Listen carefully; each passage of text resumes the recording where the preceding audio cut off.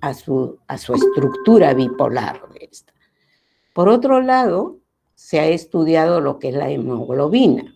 Entonces, la hemoglobina se la ha visto desde el punto de vista de función transportadora de oxígeno.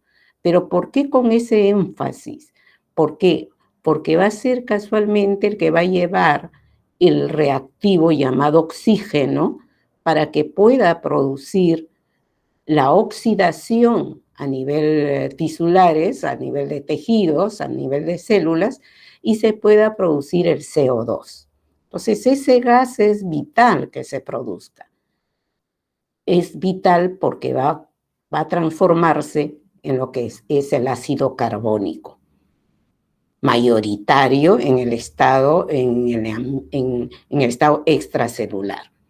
Entonces, este ácido carbónico, ya saben ustedes, que forma parte de lo que es la mezcla ácido carbónico y bicarbonato, para que pueda realizar esa función controladora de los protones extras y poder mantener nuestro famoso pH, ¿no? Y expresado en protones, que es de 35 a 40 nanoequivalentes.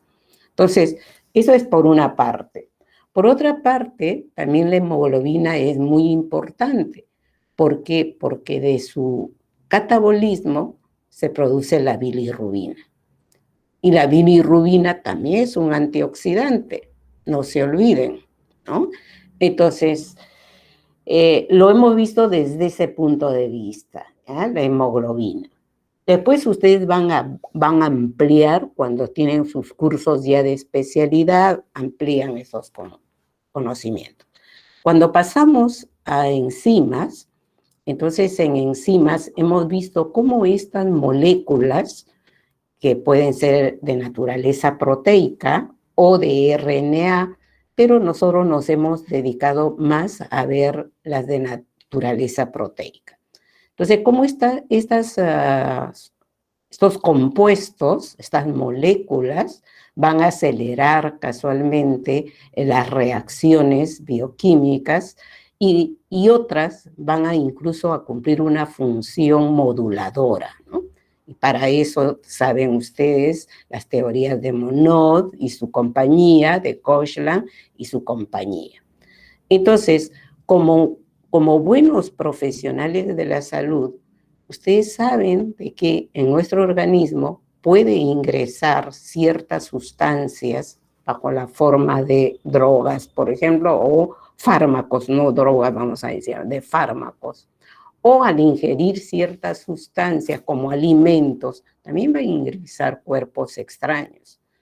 Entonces, estos cuerpos extraños, estos fármacos, pueden de una u otra manera alterar la función de estas enzimas.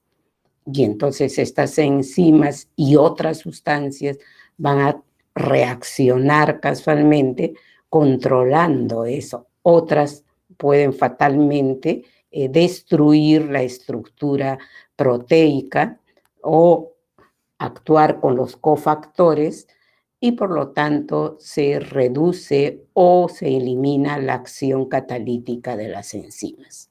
Entonces, esos hemos visto. Ya las otras, ya es un poco más, ¿no?, de especialidad, ver la ecuación de Linenbauer-Burg, porque como médico tienen ustedes que saber qué enzimas son utilizadas casualmente dentro de los fármacos y qué enzimas tienen ustedes que mandar que le analicen para que ustedes den un diagnóstico apropiado. Entonces, eso lo tienen que saber, sí o sí, ¿eh? Ahora, en la segunda unidad, vamos a aplicar todo eso, lo que hemos aprendido de aguas, de hemoglobina y de enzimas, ahora se va a aplicar ya en la función metabólica.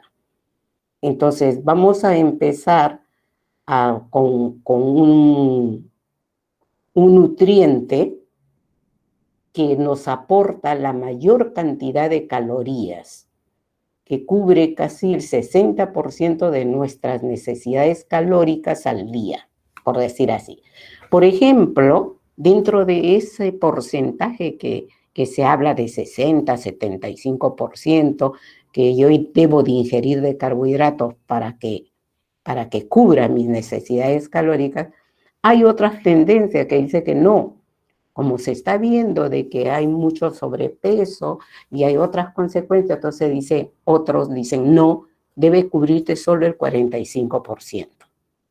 ¿No? Entonces son cosas que se van moviendo porque ya hemos comentado que las ciencias biológicas sobre todo se va cambiando todos los días y por eso es que nosotros tenemos que estar al tanto, ¿no? Y no olvidemos que esta pandemia que estamos viviendo nos está mostrando que todos los días hay resultados de investigaciones. Eso lo tenemos que nosotros ver, estudiarlo, analizarlo, para poder casualmente responder a esos cambios que se dan, ¿no? Entonces voy a empezar a compartir, por ejemplo, lo que es nuestra segunda unidad, y dentro de ellos les he colocado ahí justo un video que hace referencia a esa ampliación que se tiene sobre ese concepto tan conocido por nosotros como es la diabetes. Para su conocimiento de ustedes que son jovencitos de este milenio, les voy a decir esto. Por ejemplo, hasta no hace muchos años, se hablaba de la diabetes tipo 1 y diabetes tipo 2, que eso era la forma más general. Y nosotros estudiábamos así, que la de tipo 1 casualmente era hereditario, se producía en los niños. Y la diabetes tipo 2 era para las personas adultas, que aparecía a partir de los 45 años, etcétera, ¿no? Eso era, sí, bien marcado. Pero resulta de que ustedes saben que va cambiando las industrias alimentarias, van modificando las costumbres de la alimentación, de una u otra forma se va refinando, por ejemplo, los carbohidratos, y ahora yo como harina, pues harina más blanca, más refinada, la papa, el puré de papa, ya todos esos cambios de repente empezaron a producir también cambios a nivel del organismo humano, del consumidor. Y se fue observando de que para tener la diabetes tipo 2 ya no se tenía que ser adulto, sino que podía aparecer en niños. Entonces, ¿qué estaba pasando? ¿Qué está pasando de esto, no? Y es que casualmente el efecto es a nivel de los órganos, de los tejidos, imagínense, a nivel celular, que va produciendo esa mayor o menor concentración de carbohidratos que va ingresando a mi organismo, ¿no? Entonces, por eso es que se le consideraba, así se le llamaba, ¿no? El triunvirato. Después, o sea, todos tres órganos que decían que eran los responsables para que se produzca casualmente lo que era la diabetes. Y ahora no, ahora se dice el octeto. O sea, son 8, pero no es que sean 8 órganos, sino dentro de un órgano mismo ya está visualizándose más específico. Entonces es el octeto ominoso.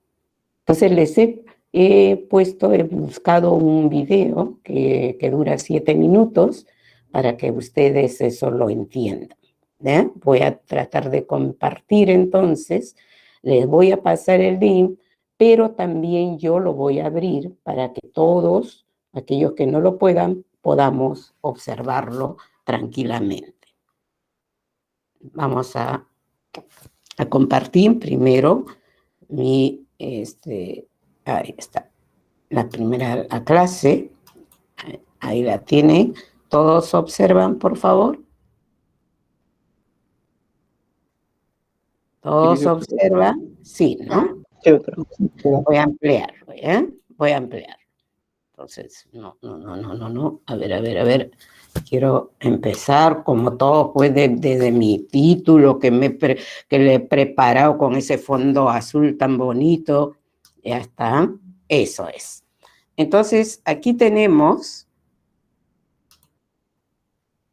la presentación de nuestra clase 5, o sea, de la segunda unidad, que vamos a ver sobre la digestión, los mecanismos de absorción de los carbohidratos dietarios y analizar los mecanismos de catálisis de los oligosacáridos, polisacáridos, simples y complejos, HMO, fibras, con énfasis en la vía de la glucólisis y su rendimiento de energía.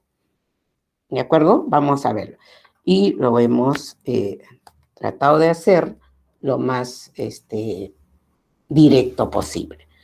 Entonces, ¿qué vamos a tratar en esta unidad 2? El metabolismo de los carbohidratos y de los lípidos y su relación con la bioenergética. La clase 5 y 6 trata sobre carbohidratos. 7 y 8 va a ser los lípidos, pero siempre relacionando como esa fuente casualmente de calorías, ¿ya? Entonces, la capacidad general que se pretende en esta unidad 2 es que en el organismo las biomoléculas son importantes por sus transformaciones bioquímicas. Eso es, tenemos que aceptarlo al 100%. Por ello, tenemos la capacidad de explicar los procesos metabólicos, en este caso de los carbohidratos y lípidos, y relacionarlos con la producción energética. Entonces, ¿qué es lo que pretendemos el día de hoy? El logro es que conocer el proceso metabólico de los carbohidratos como monosacáridos, aldosas, oligosacáridos, polisacáridos, que son necesarios para explicar su comportamiento en la salud y en la enfermedad. Esto es el logro que se pretende el día de hoy, ¿ya?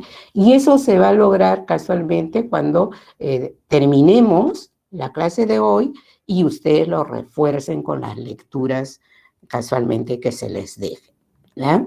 Entonces, para eso, siempre, por favor, retroalimentación. Siempre les digo, así como hicimos el feedback, casualmente de una forma de la enzima que controla casualmente los procesos metabólicos. ¿Se acuerdan del feedback?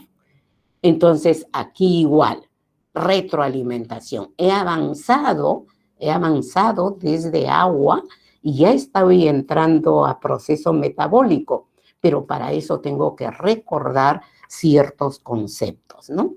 Entonces, todo esto que le he puesto aquí en unos cuadros son conceptos que ustedes tienen que recordarlos, ¿ya? Volverlos a repasar. Por eso es que las clases siempre ténganlo siempre al lado, porque si esta palabra no la entiendo, pues la busco en el Google y lo relleno ahí, ¿no? Pero no lo dejo pasar, ¿ya? Entonces, ¿qué vamos a estudiar? He dicho el octeto ominoso. ¿Qué será eso? Los carbohidratos en la salud, las investigaciones que en este momento se están dando, los conceptos básicos de digestión, absorción y metabolismo. ¿Ven? Entonces después de toda esta cosita, entro a lo que es ya el tema. Entonces voy a saber cuáles son los carbohidratos de mayor consumo entre simples y complejos. ¿Cuál es el catabolismo, ¿no? ¿Cuál es el catabolismo de estos carbohidratos que he ingerido? ¿Y en qué procesos?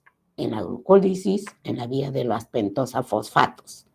También veré algo, una transformación de la glucosa, de esa unidad, que es muy importante casualmente para que se genere este ácido glucurónico. Y para eso voy a repasar también qué es un ácido glucurónico, que lo he visto en química orgánica, pero ahora lo recuerdo. Y por último voy a ver el rendimiento energético, es decir, la producción de ATP en uno de estos procesos. y en este caso de la glucólisis. Entonces, para ello, casualmente, me voy a ir a ver qué es ese octeto ominoso. ¿Por qué es importante saber sobre ese octeto ominoso? ¿Ah? Entonces, yo a algunos de ustedes lo voy a poner en el chat por si no lo pueden ver y también lo voy a abrir para que ustedes, para poder yo compartir con ustedes. Ya le mandé dejar acá porque voy a abrir la otra forma. Así. Eso es. Acá. Entonces, para poder compartir. ¿Lo ven, chicos? Sí, doctora. Ya. Vamos. Ya está. La fisiopatología de la diabetes mellitus tipo 2 es compleja y en ella intervienen varios mecanismos de distinta importancia según la etapa evolutiva de la enfermedad. En la visión actual de esta patología se consideran de especial importancia los que forman parte del llamado octeto ominoso. En la etiopatogenia de la diabetes tipo 2 existe una base genética no del todo bien conocida sobre la que intervienen factores ambientales como el sedentarismo, la alimentación o el estrés, que no solo pueden desencadenar la expresión de los genes de la diabetes, sino también alterarlos por mecanismos epigenéticos, incrementando el riesgo de aparición de la enfermedad. Habitualmente, la primera alteración que se manifiesta es el déficit de captación de glucosa en el músculo y otros tejidos periféricos. Esta anomalía se debe a un defecto en la unión de la insulina con su receptor, lo que provoca alteraciones en la cadena de transporte y metabolismo celular de la glucosa. Este fenómeno se denomina resistencia a la acción de la insulina. Como consecuencia, el déficit en el consumo de glucosa por las células de los tejidos periféricos provoca el aumento de su concentración en la sangre. Esta elevación glucémica condiciona otro mecanismo fisiopatológico que consiste en la alteración de la secreción de la insulina por parte de la célula beta pancreática. Este mecanismo puede aparecer paralelamente al anterior, ya que numerosas alteraciones genéticas presentes en la diabetes mellitus tipo 2 se manifiestan con un déficit en la secreción de insulina. En cualquier caso, la situación de hiperglucemia a la que conduce la escasa utilización periférica de la glucosa obliga a la célula beta pancreática a incrementar su producción de insulina, intentando compensar el fallo funcional. Inicialmente se produce una clara hipersecreción de insulina que constituye la llamada fase de hiperinsulinismo, pero más adelante la célula beta sufre un desgaste excesivo y reduce su capacidad funcional de secreción de insulina, produciendo una situación de insulinopenia relativa. Otros mecanismos, como la propia hiperglucemia en el entorno de la célula beta, contribuyen a la disminución de su capacidad secretora de insulina. Estudios con clamp euglucémico han demostrado que en el transcurso de la vida, el páncreas humano tiende a perder progresivamente la masa celular beta y por lo tanto su capacidad funcional. Las situaciones que provocan una hiperfunción de las células beta agotan de forma precoz su capacidad funcional. La presencia simultánea de los dos mecanismos anteriores, es decir, una glucemia elevada y una cantidad de insulina insuficiente, constituye la evidencia diagnóstica del debut de la enfermedad. El tercer mecanismo, que constituye el triunvirato clásico de la fisiopatología de la diabetes mellitus tipo 2, es la hiperproducción hepática de glucosa. El hígado tiene la capacidad de producir hasta el 80% de la glucosa extradigestiva del organismo. Los mecanismos implicados en este proceso son la glucogenólisis, a partir del glucógeno almacenado previamente en el propio hígado, y la neoglucogénesis, a partir de las proteínas y los ácidos grasos circulantes. Esta función del hígado es de gran importancia en las situaciones de ayuno, cuando la glucosa que precisa el organismo no puede obtenerse a partir de los alimentos. Este mecanismo, que influye especialmente en la hiperglucemia basal, se encuentra estimulado por el glucagón que segregan las células alfa del páncreas y por otras hormonas de contrarregulación. En condiciones normales, la insulina obtenida a partir de la ingesta de alimentos frena la producción de glucosa en el hígado. Sin embargo, en los pacientes diabéticos se han detectado algunos marcadores hepáticos de resistencia al reconocimiento de la insulina que condicionan el mecanismo regulador de la producción de glucosa hepática. Al triunvirato fisiopatológico clásico de la diabetes mellitus tipo 2 se suma un cuarto componente que contribuye de forma importante a la elevación de la glucosa, constituyendo así el denominado cuarteto disarmónico. Este cuarto componente se deriva de las evidencias de que las elevadas concentraciones de ácidos grasos libres en el plasma, que proceden de la lipólisis del tejido adiposo, incrementan los niveles de glucemia. Es un fenómeno denominado lipotoxicidad, que incluye diversos mecanismos fisiopatológicos. En primer lugar, la lipotoxicidad constituye uno de los sustratos de la neoglucogénesis hepática. A este mecanismo se suma el efecto directo de los ácidos grasos libres sobre el receptor periférico de la insulina, que contribuye a la resistencia insulínica. La lipotoxicidad también disminuye la síntesis de glucógeno en el tejido muscular y contribuye a obstaculizar la función secretora de insulina en la célula beta pancreática. La evidencia que da lugar a la ampliación del cuarteto disarmónico es la comprobación de que la ingesta de glucosa por vía oral provoca elevaciones de la insulina plasmática mucho más importantes que si la misma cantidad de glucosa se administra por vía endovenosa. Este fenómeno se debe a la liberación en la sangre de unas proteínas denominadas incretinas, que se producen por la interacción entre los alimentos y la mucosa del intestino delgado. Las principales incretinas son el péptido análogo al glucagón tipo 1 o GLP-1 y el polipéptido insulinotrópico dependiente de la glucosa o GIP. Estas incretinas tienen la función de estimular la secreción de la insulina necesaria para la adecuada absorción de nutrientes, secreción que se encuentra inhibida si la glucemia es baja. La disminución en la liberación de incretinas favorece el incremento de la glucemia por déficit en la producción de insulina. Constituye el quinto factor fisiopatológico del denominado quinteto por excelencia. Otros efectos de las incretinas consisten en contribuir a la sensación de saciedad y frenar la secreción del glucagón que estimula la producción hepática de glucosa. El glucagón es secretado por las células alfa del páncreas. En condiciones normales, estas células ocupan el 35% de la masa endocrina de este órgano. Sin embargo, en los sujetos con diabetes mellitus tipo 2, esta cifra se incrementa hasta el 58%, lo que contribuye a la aparición de hiperglucagonemia con la consiguiente hiperproducción hepática de glucosa. El correcto metabolismo de la glucosa precisa de un constante y delicado equilibrio entre las secreciones de insulina y glucagón, equilibrio que se ve alterado en la diabetes mellitus tipo 2. El riñón ha sido probablemente uno de los órganos más infravalorados en el terreno del metabolismo de la glucosa. Su acción se desarrolla en tres frentes. Por un lado, consume glucosa para sus necesidades energéticas como cualquier órgano, y por tanto contribuye a descender la glucemia. Por otro lado, el córtex renal también es capaz de producir glucosa. A través de procesos de neoglucogénesis y la glucogenólisis puede aportar hasta el 20 o 25% de la glucosa extradigestiva, y se ha comprobado que en personas con diabetes mellitus tipo 2, este porcentaje puede incrementarse hasta en 3 veces. Por último, y lo más importante, el riñón filtra hasta 180 gramos al día de la glucosa presente en la sangre. En el túbulo contorneado proximal de la nefrona hay transportadores que se encargan de reabsorber esta glucosa y devolverla a la sangre, de forma que en condiciones normales la orina elimina menos de 0,5 gramos al día, es decir, menos del 1% de la glucosa filtrada. Sin embargo, estos transportadores tienen un límite en su capacidad funcional, y cuando la glucemia excede los 180 miligramos por decilitro aproximadamente, son incapaces de realizar una reabsorción completa y aparece la glucosuria. Las personas con diabetes mellitus tipo 2 muestran un aumento en la capacidad de reabsorción renal de la glucosa, mecanismo que colabora con los demás factores fisiopatológicos en el incremento de la glucemia. El octeto ominoso se completa con la interacción de la insulina con los neurotransmisores del hipotálamo responsables de la saciedad. En algunos pacientes diabéticos se ha constatado la existencia de una disfunción hipotalámica que puede ser la responsable de un apetito excesivo y del desarrollo de obesidad. En resumen, en la mayoría de los diabéticos de tipo 2, la primera manifestación de la enfermedad es la resistencia insulínica en los tejidos periféricos. En la mayor parte de los casos este defecto está condicionado genéticamente, pero ciertos factores ambientales como el sedentarismo, el desequilibrio de la dieta o la obesidad condicionan la expresión de este gen.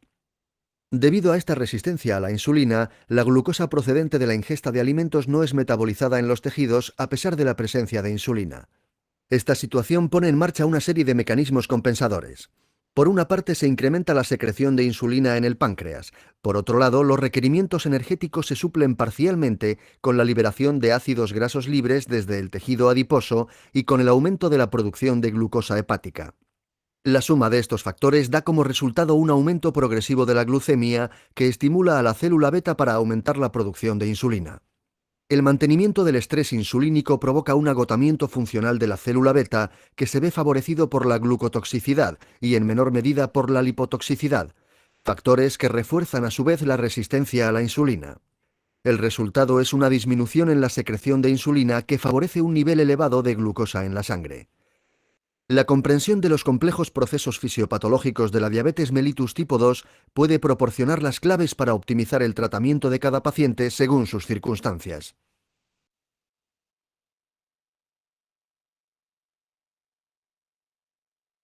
Una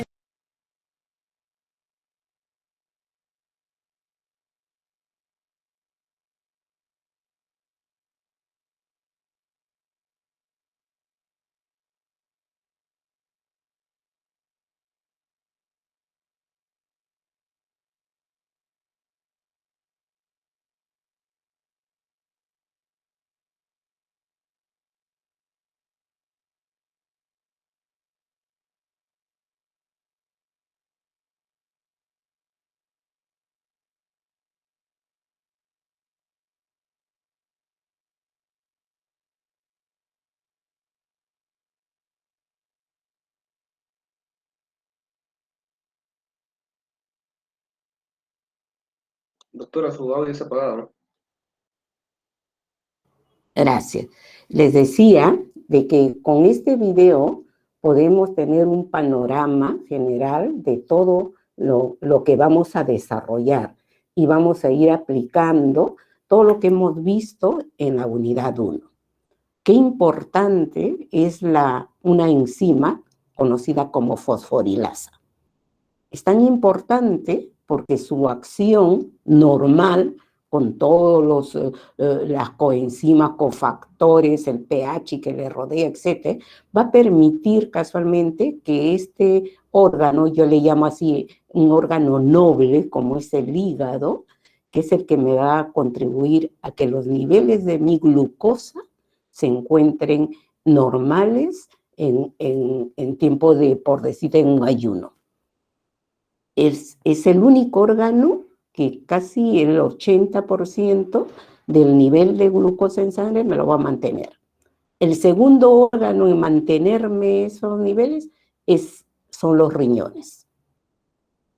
Pero ya voy viendo la aplicación de enzima. La enzima tiene que estar como una holoenzima para que pueda realizar la función adecuada. Pero muchas veces esta función de esta enzima, o de las enzimas, porque esta sí la necesita, va a requerir también de la acción de unas hormonas, por ejemplo, o la acción de unos mensajeros que las van a activar. Pues esas cositas las vamos a ir aprendiendo, ¿no? Y vamos a ser muy puntuales, ¿ya? También se habla sobre las famosas incretinas, ¿no?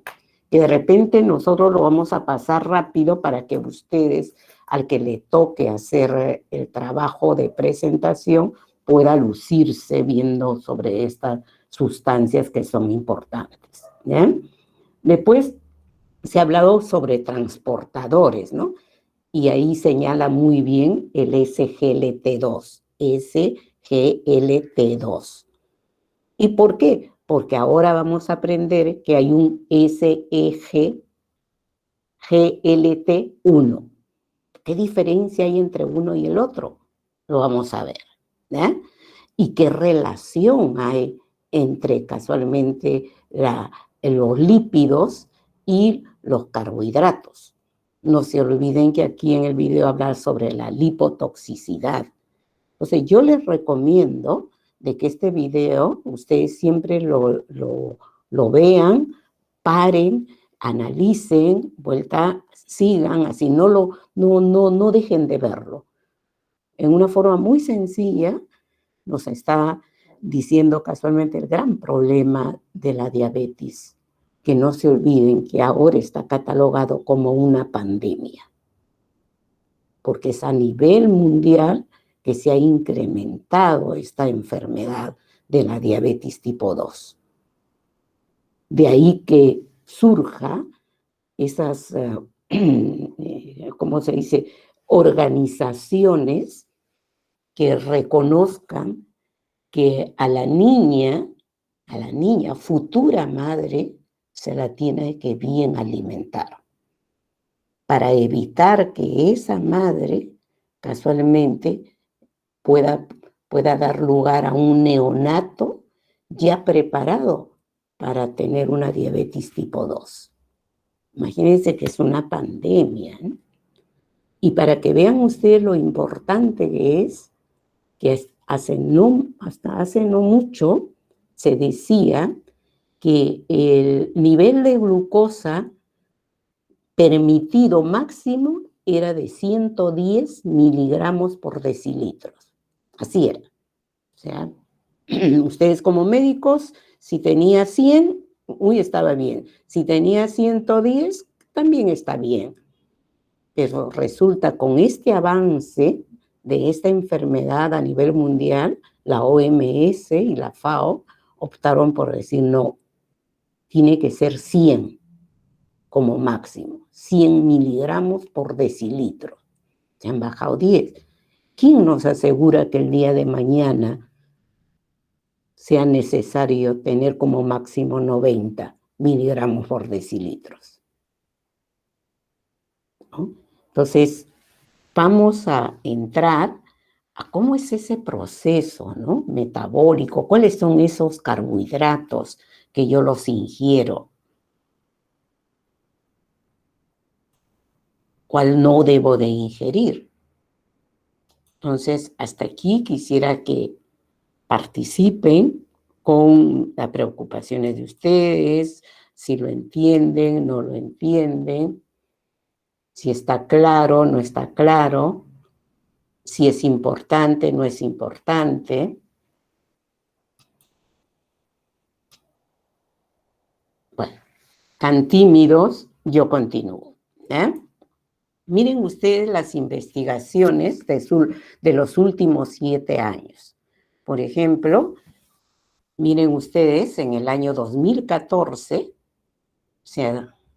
hicieron esta publicación, elementos descubiertos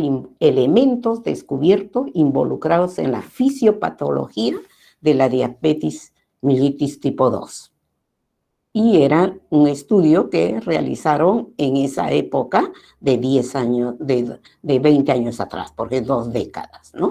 Entonces, ahí publicaron que se han identificado la relación del intestino delgado con la diabetes tipo 2. Ya están, mire, el órgano de la diabetes, parte del octeto ominoso.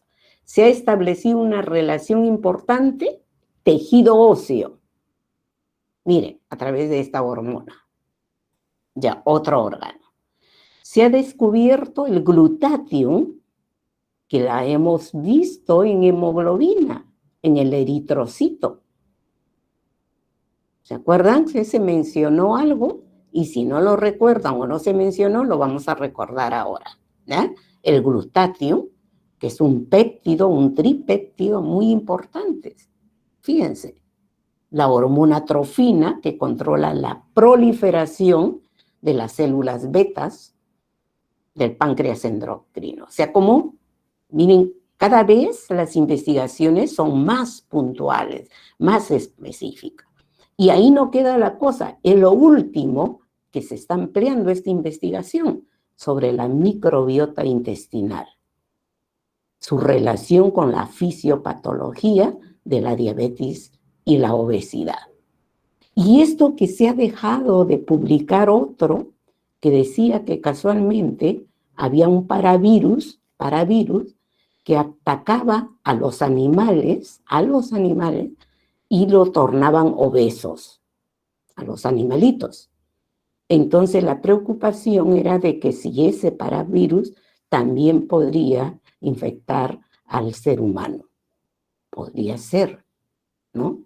Pero fíjense ustedes el problema, las investigaciones que se tienen que seguir haciendo, ¿ya? El otro, ya miren, 3 años después, el 2017, también hay otra publicación en donde dice las bacterias, ahora ve, se está haciendo puntual, intestinales, pueden servir para prevenir la diabetes tipo 2. Mientras que acá lo han visto que hay una relación, entonces esas mismas bacterias intestinales podrían servir para prevenir esta diabetes tipo 2. No olviden que ya es una pandemia. Pandemia. Y esta investigación fue realizada en 200 personas con sobrepeso y hicieron un seguimiento de 15 años. O sea, antes, imaginen, que el 2014. Por otro lado, tenemos lo que estamos viviendo en este momento. Y esto fue publicado el año pasado, ya hace un año, ¿no? Que indica hipótesis, porque fue así, eso fueron estudiando, todos no podían hacer las partes experimentales directas, entonces surge la hipótesis, ¿no?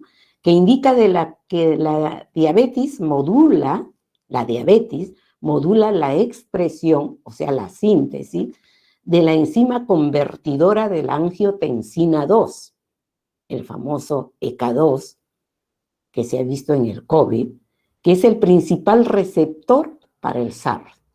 No se olviden eso, que se pasó también un video, ¿no? Miren. Por otro lado, existe la hipótesis de que los coronavirus pueden causar una disfunción transitoria de las células beta, lo que conduce a una hiperglucemia aguda y a una deficiencia relativa de la insulina. Y esto se puede, incluso ahora que si es una hipótesis, se puede corroborar. ¿Por qué? Porque muchas personas que no han sido diabéticas, pero contaminadas con este SARS, han resultado con diabetes. Mientras por un lado, acá un diabético puede ser más probable de que haga esto, de acá la primera parte, sin embargo, también hay un problema de que al contaminarse puede haber un problema a nivel de las células beta, con lo cual malogra la secreción de la insulina. Conclusión, diabetes, ¿no?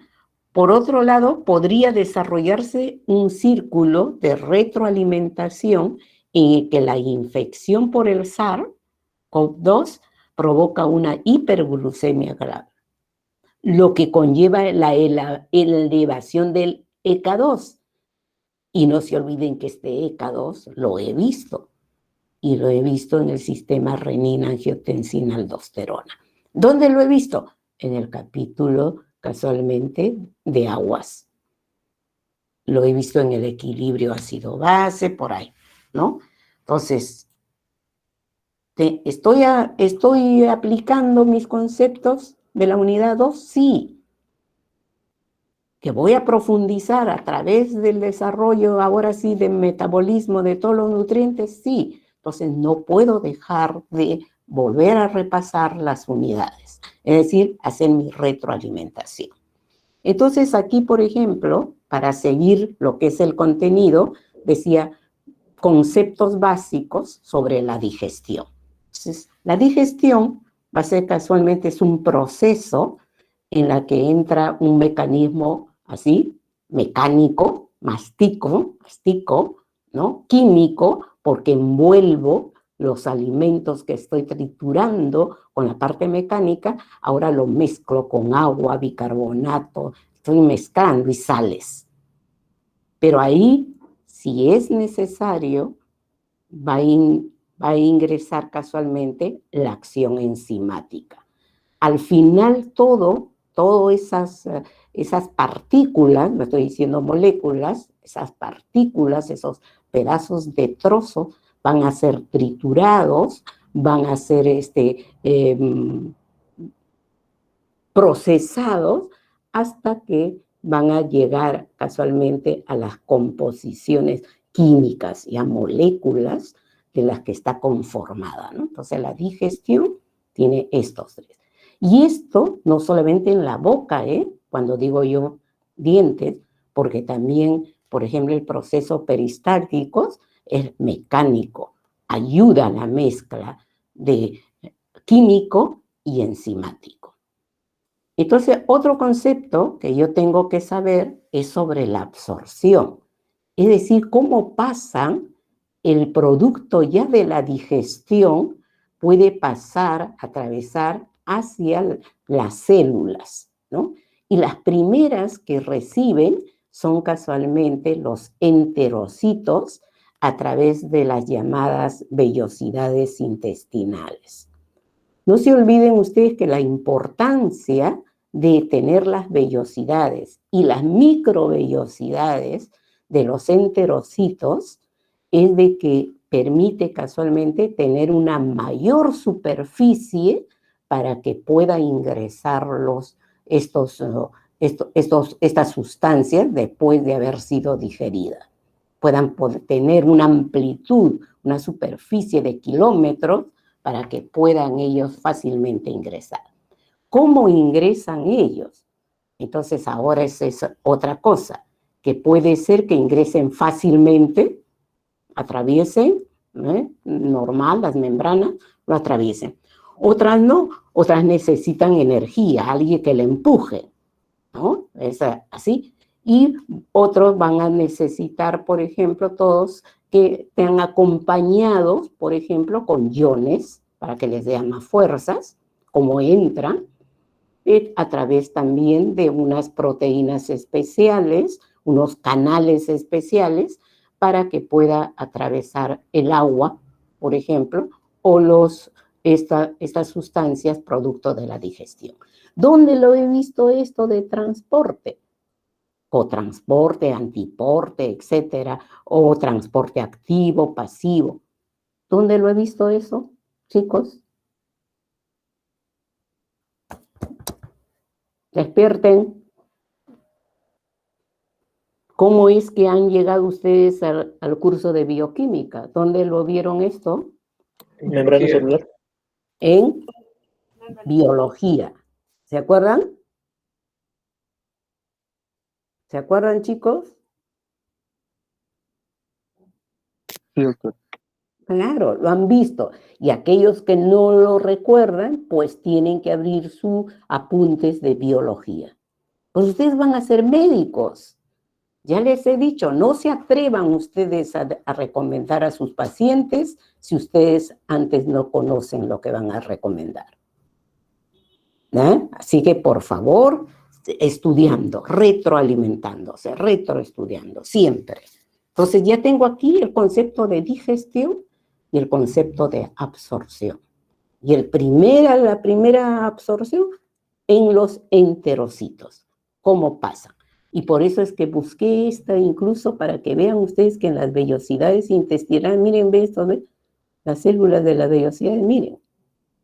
¿Por qué está así estos enterocitos? Para que puedan ampliarse, para que, imagínense ustedes eso, si ustedes lo estiran, entonces va a haber mayor superficie para que pueda ingresar estas sustancias producto de la digestión mecánica, química y enzimática.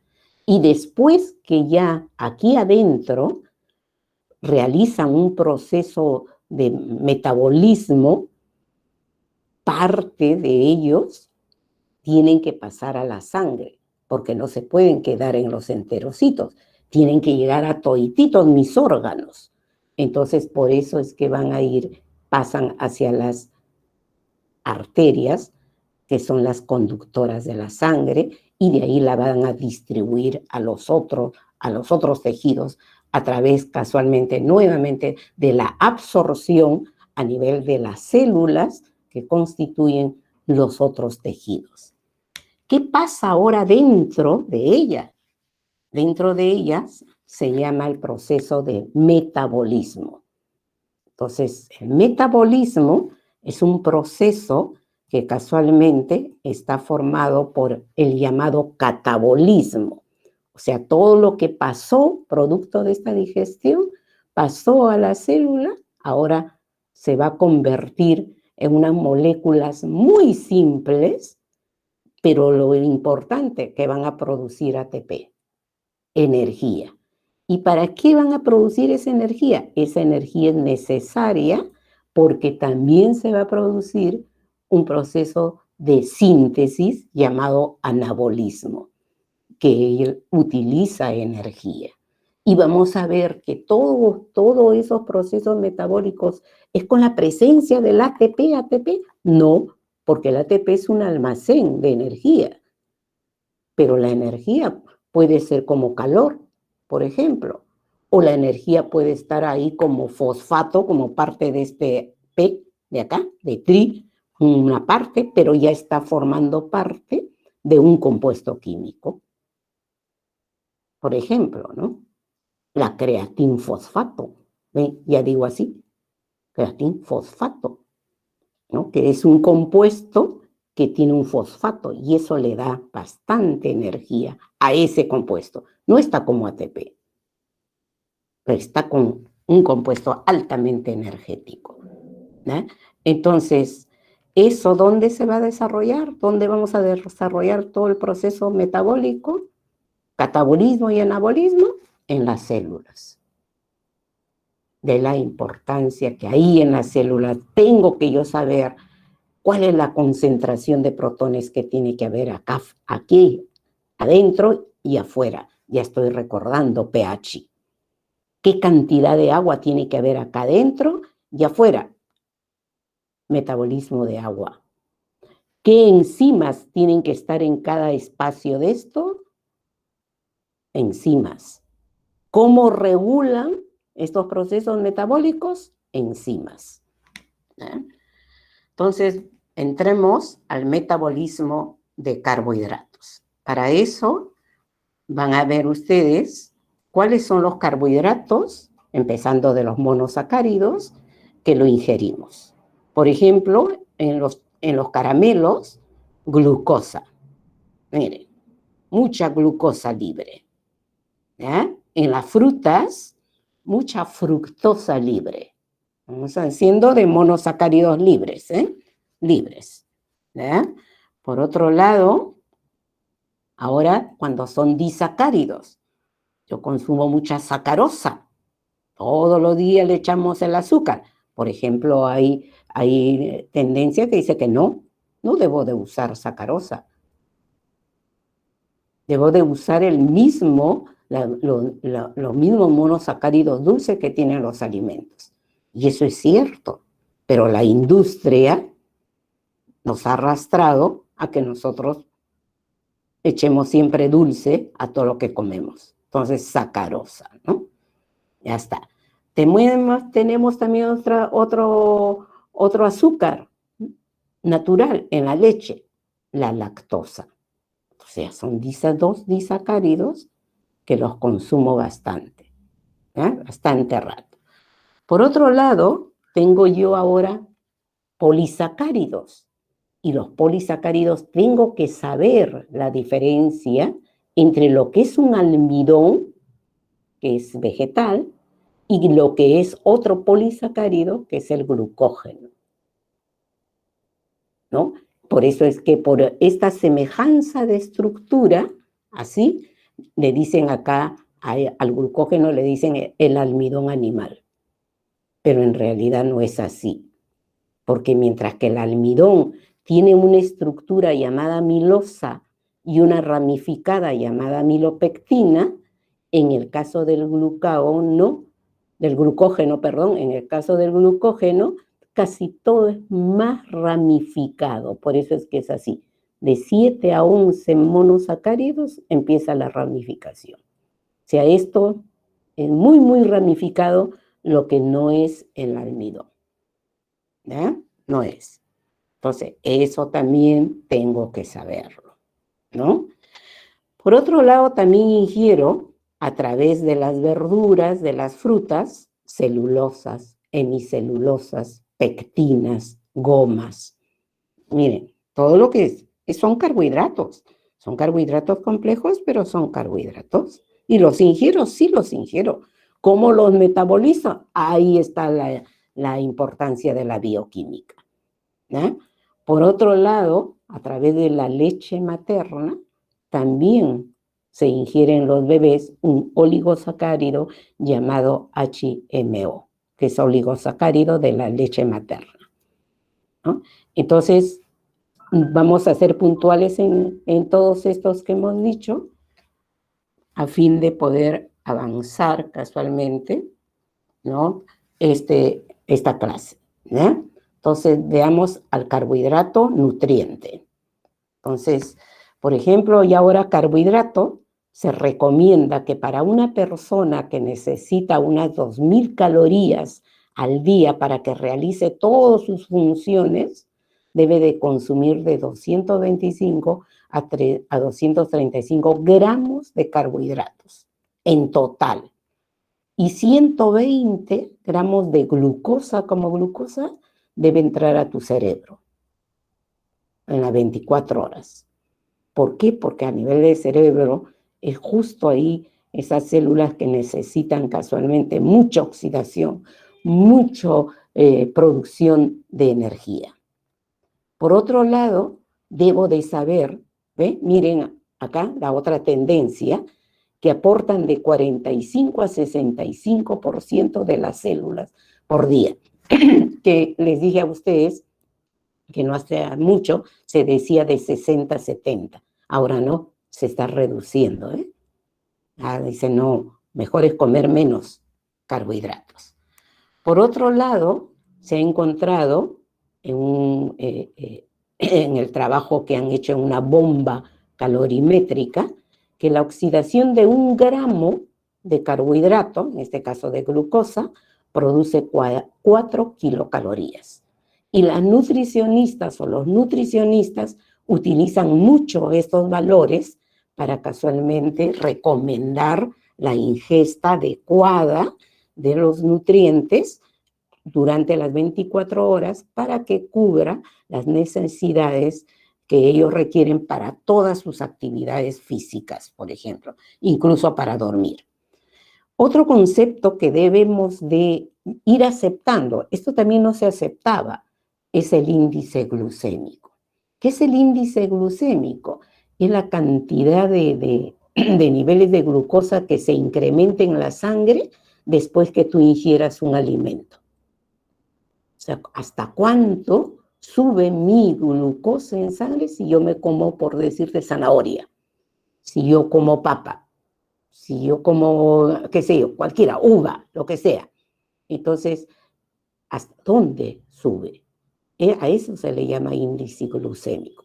Entonces, antes no se aceptaba porque era un poco comercial, no lo aceptaba. Sin embargo, ahora ya están utilizando esas tablas.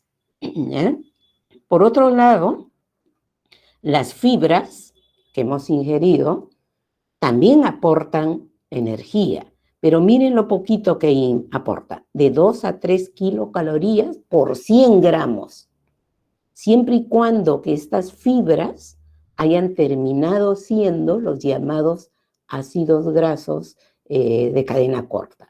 ¿Quiénes son? El acético, el propiónico y el butírico. O sea, chiquísimos, ¿no? Entonces, pero de todas maneras estás viendo.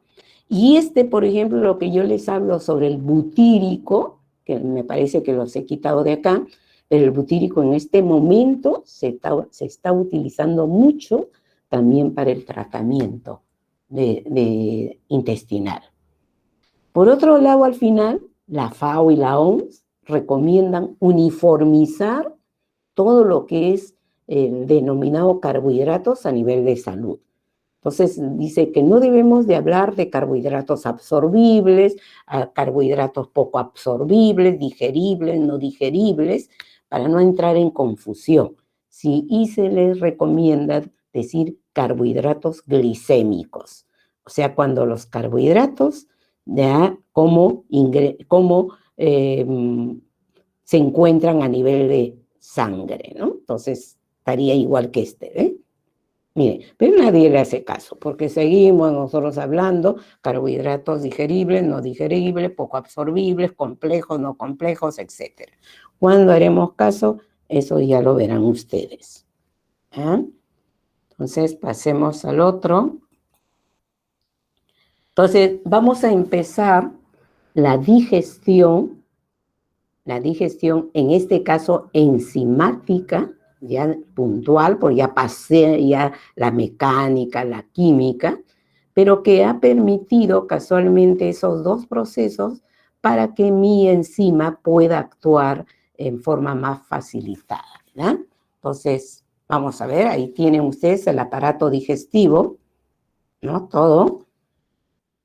Y tenemos que ingerido almidón, como almidón, dentro de mi pan, mi papa, todo lo que he comido de esto, maíz, etcétera, el almidón.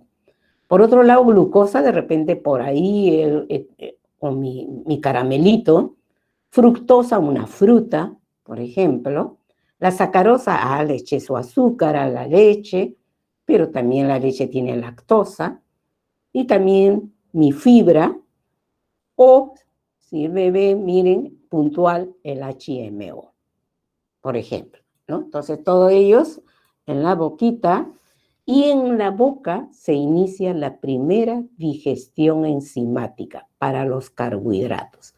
¿Por qué? Porque ahí tengo la amilasa salivar alfa 1,4. Entonces ya tengo que, miren, dice amilasa.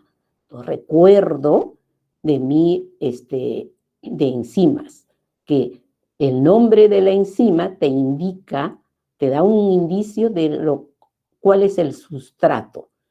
Entonces es amilasa. ¿Cuál sería el sustrato, chicos? El almidón. Muy bien, pero ¿qué parte del almidón? ¿Se acuerdan que dijimos que habían dos partes? Bueno, para que la anoten. El almidón, Amilopectina. no, eso es acá. La amilosa, ¿eh? Pero muy bien que hayan recordado la amilopectina, para que ahora unamos el concepto. Que el almidón es un gránulo muy bonito, que seguro que lo han visto en biología, o no porque ustedes son del tercero. Bueno, con el microscopio se observan unos gránulos preciosos que diferencian los gránulos de la papa, los gránulos del arroz, todos los gránulos de almidón son diferentes en las diferentes especies, son diferentes, las identifica. Pero ¿qué de común tienen? En que el gránulo de almidón está formado por dos grandes polímeros, la amilosa y la amilopectina. La amilosa es helicoidal, o sea, se enrolla, helicoidal. En cambio, la amilopectina es ramificada, como un árbol, ramificada. Ese es el gránulo del almidón. No olviden que el glucógeno, que es en los animales, no hay amilosa.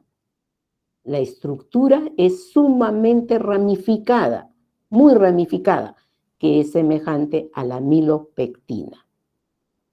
Entonces, cuando he ingerido mi almidón, mis gránulos, entonces voy a tener en mi boca una enzima que llamada amilasa, pero que es tan específica.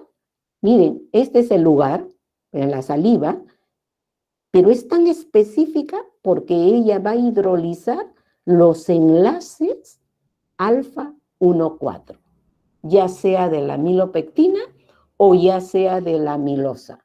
Ella hidroliza estos enlaces. Esa es la especificidad. De ahí la importancia de mantener una amilasa salivar saludable, ¿no? Con su sal, su bicarbonato, su agüita, etc. ¿Y cuál va a ser casualmente el sustrato? El almidón, pero ya saben qué es la amilosa. ¿Ya? ¿Y cuál van a ser los productos?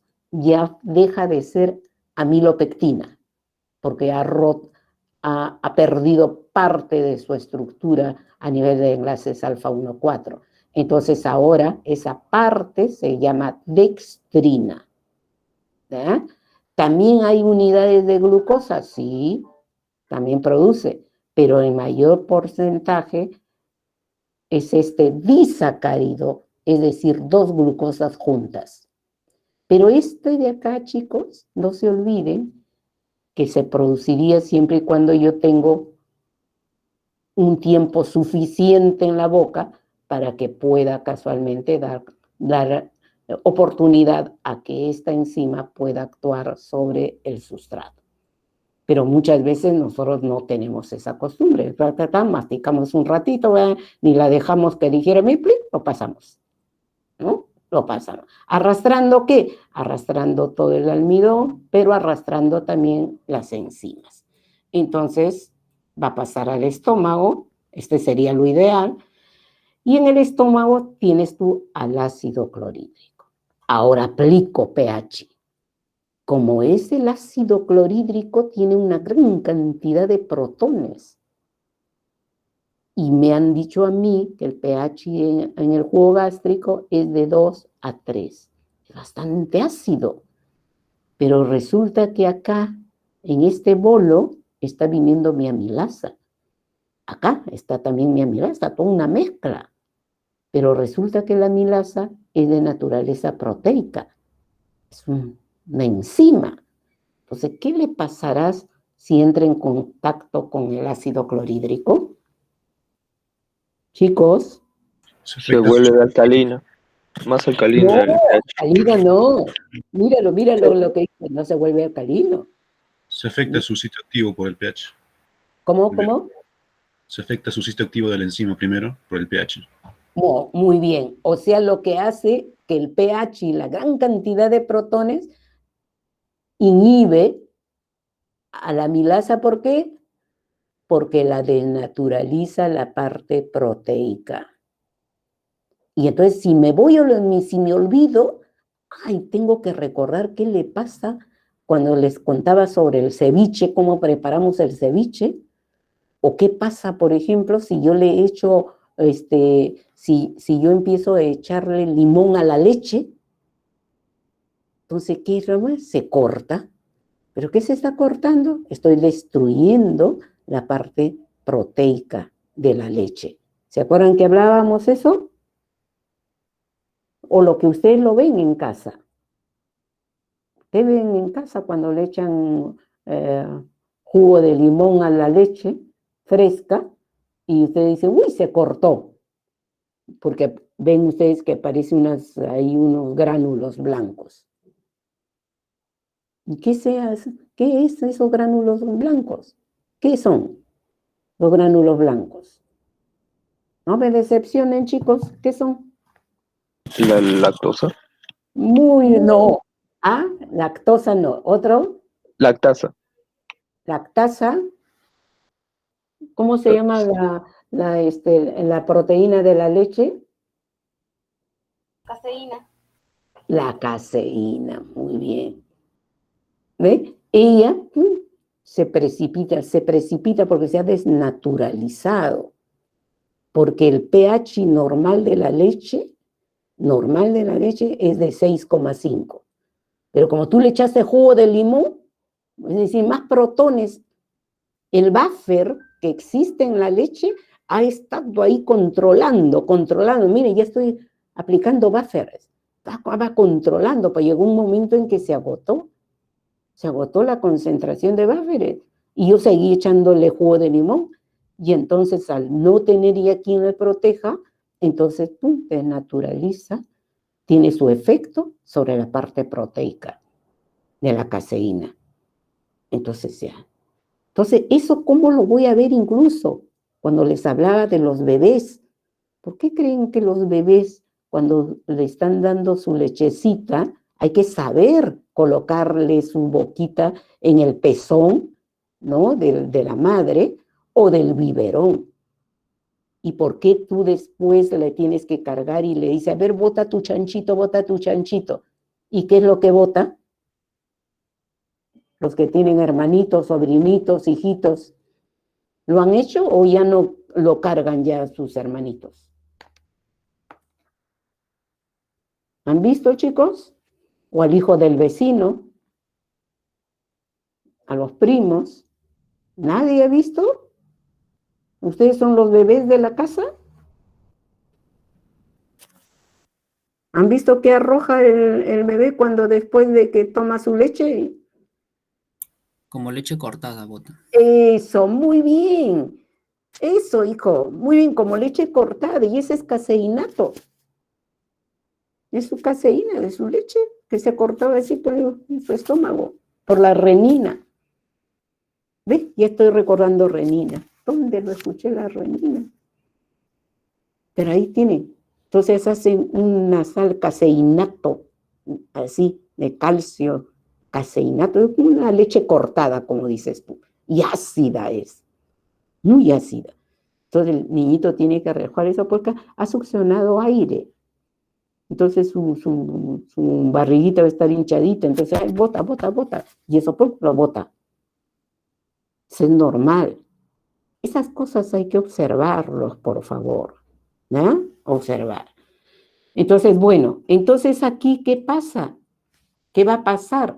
Que casualmente el ácido clorhídrico va a detener la acción de la amilasa, porque es una proteína, ¿no? Entonces, va a haber, miren en dónde le estoy colocando la amilasa pancreática, ¿ya? Del páncreas, a través del duodeno, cosas que ustedes van a saber mucho más que nosotros, porque ustedes hacen la fisiología, por ejemplo. Entonces, como la amilasa pancreática, que es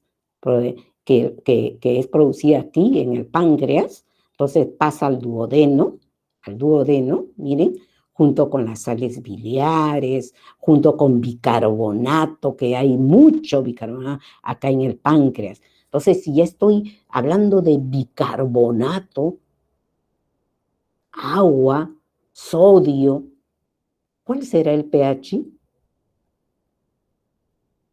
a este nivel? Básico. Alcalino. Alcalino. Muy bien, alcalino, porque está más bicarbonato. No olviden acá el pH 6,87, casi neutro. Después bajaba y el jugo gástrico. Uy, pero acá el ácido clorhídrico, pH ácido, muy ácido. Y este pH ácido ha destruido casualmente a mi proteína de mi enzima, porque estoy comiendo puro carbohidrato, ¿eh? Puro carbohidrato. Pero después, por el casual de peristaltismo, el movimiento del estómago, ¡pum!, arroja el quimo que le llaman, sigue pasando por acá y se encuentra con otro jugo. Y es el jugo pancreático.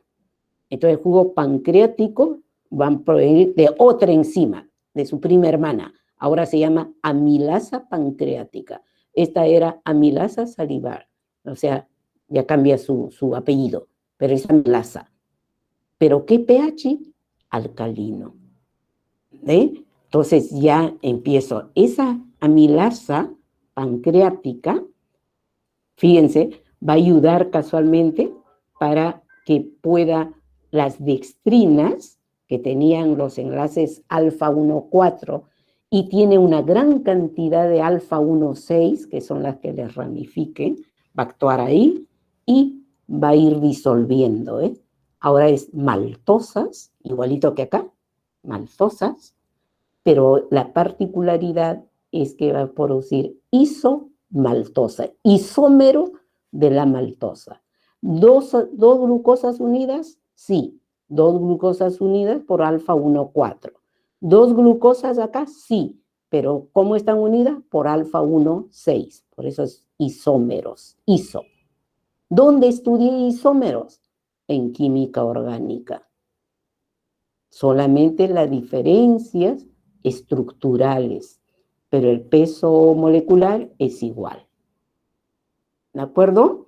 Ya está. Entonces, en las vellosidades, ahora van a pasar en las vellosidades intestinales, ya pasa por aquí, ¿ve? Va a entrar en la vellosidad del duodeno y la primera porción, yeyuno, ya va pasando por ahí. Entonces, ahí en esas vellosidades, que son las células de la mucosa, presentan disacaridasas. Ya, dos sacaridasas. ¿Eh?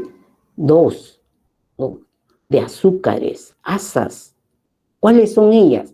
Maltasa, porque acá hay una maltosa.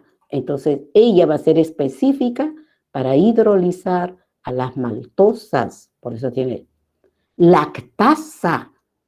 Porque por aquí ingerí lactosa, pero no le hizo nada acá en la boca, porque no tengo lactasa.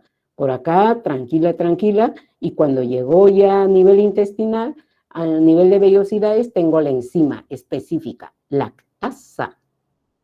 ¿Cuáles son los monosacáridos que conforman la lactosa, chicos? Glucosa Glucosa y más galactosa. Muy bien, glucosa y galactosa. fabuloso, ¿ya? Ahí mismo en las vellosidades hay otro, isomaltasa. ¿Sobre quién va a actuar ella específicamente? La isomaltosa. Sobre la isomaltosa. Muy bien, ¿ven? Ya estoy separando, miren esas moléculas básicas. Ya tengo glucosa, ya tengo galactosa, ¿ves? Ya separadita. También tengo otro, sacarasa. ¿Sobre quién va a actuar? Sacarasa. La sacarosa. ¿Cuáles serán los productos? Glucosa más fructosa. Glucosa más fructosa, fabuloso. Miren, ya tengo glucosas, tengo galactosa y ahora tengo fructosa. Ya tengo miren, todo cada vez más pequeñito, ¿no? Y esos productos, que ustedes lo han dicho, van a entrar a las células del enterocito. ¿Por qué? Porque están ahí en las vellosidades, con toda esta acción, y ¡pum!, ingresan. Y lo van a ingresar con cierta velocidad. La que más rápido ingresa es la galactosa. Le sigue la glucosa, en tercer lugar la fructosa y en cuarto lugar la manosa.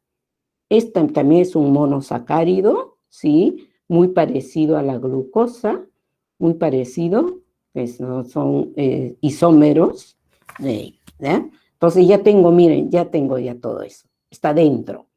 Dentro del enterocito, dentro de la célula, parte de ellas se van a quedar de repente, más sobre todo de la glucosa, y después pasa casualmente a la circulación portal. Miren, y nos vamos a detener galactosa, fructosa y en gran cantidad la glucosa, todas ellas, ¿ven? Por eso he resaltado acá, que entran en gran cantidad a nivel hepático. Y de ahí a la circulación general para casualmente cumplir el proceso metabólico. Pero también comí esto, sí, comí fibras, por supuesto, y el bebé, el HMO, todo esto, muy bien, pero ellos van a ir pasando por todo lado, y a nivel del intestino grueso es donde ellos van a sufrir ese proceso degradativo de sus compuestos gracias a los microorganismos, a la flora intestinal. Y ahora es la importancia que en este momento en medicina se está viendo sobre la influencia de la flora intestinal en la salud. Antes no, antes, ¿qué es eso? ¿No? Nadie hacía nada, pero ahora es muy, muy importante e investigaciones que se están realizando. Últimas, últimas. ¿Ya? Entonces ahora, ¿cómo pasan? ¿Cómo van a atravesar? ¿Cómo van a ir hacia el enterocito? ¿Cómo van a ingresar al enterocito? ¿Cómo van a atravesar esas vellosidades intestinales? Acá está la luz intestinal, acá tenemos a la glucosa, miren, pero acá también de la glucosa voy a poner, a ver si lo he hecho, no le he corregido esto, pero a ver, voy a poner acá, sí, para ir corrigiendo, no la había corregido. Acá, de la glucosa también vamos a poner, por decir que se acuerdan que habíamos hecho, delante dijimos, la galactosa. Galac. No se olvide, la galactosa. Entonces tenemos la galactosa, tenemos la glucosa, la manosa no está señalada, y tenemos a la fructosa. Entonces, ¿en qué forma pasa la glucosa? La glucosa, igual, chicos, igual que la galactosa, van a pasar casualmente a través de un transporte activo. Tiene que ser activo. Si ahí no tienen facilidad para que pasen directamente. No, necesitan energía. ¿Y quién le va a dar esa energía? La energía casualmente la va a dar esta bomba que lo he aprendido en biología, que es la bomba del sodio y el potasio. ¿Ya? ¿Por qué? Porque va a entrar así. Miren, 2 potasios que son intracelulares o extracelulares, chicos. Intercelulares. Intracelulares, muy bien. Va a haber más, ¿no? Y en cambio el sodio es más extracelular. O sea, mejor dicho, la gran cantidad que tenga el sodio, como es extracelular, entonces él va a salir. En cambio, mírenme, para entrar el potasio va a tener que necesitar energía y compensado con la salida del sodio. Entonces acá te dice, mira, que está entrando 2 potasios y están saliendo 3 sodios. 3 sodios. Entonces, para hacerlo en contracorriente, necesitan de energía. Pero esa energía que se produce es que va a facilitar que este sodio, que es casualmente más extracelular, ¿ve? Este sodio pueda ingresar, pero arrastre a la glucosa. Mírenlo, los dos, ¿ve? Los dos están pasando, ¿eh? Pasa. Entonces, ahora tienes 3 sodios, tu glucosa ya entró, pero como de ahí salen 3 sodios, entonces ingresan 2 potasios para compensar, pero le falta uno. Ese uno es arrastrado nuevamente con la glucosa y así mantiene el equilibrio. Pero ¿cómo se llama ese lugarcito, esa proteína por donde entra el sodio y acompañado de la glucosa? Se le llama transportador especial, SGLT1. Es un GLUT que depende de quién, del sodio. SGLT1. No se olviden, es el transportador para que entre la glucosa, para que entre igualito la galactosa, pero junto con el sodio. Entran los dos. Entonces ya mencioné a la SGLT1 y en el video hablaban de la SGLT2. ¿Se acuerdan? Si no se acuerdan, lo vuelven a ver. Pero acá estoy viendo el T1. Ya está.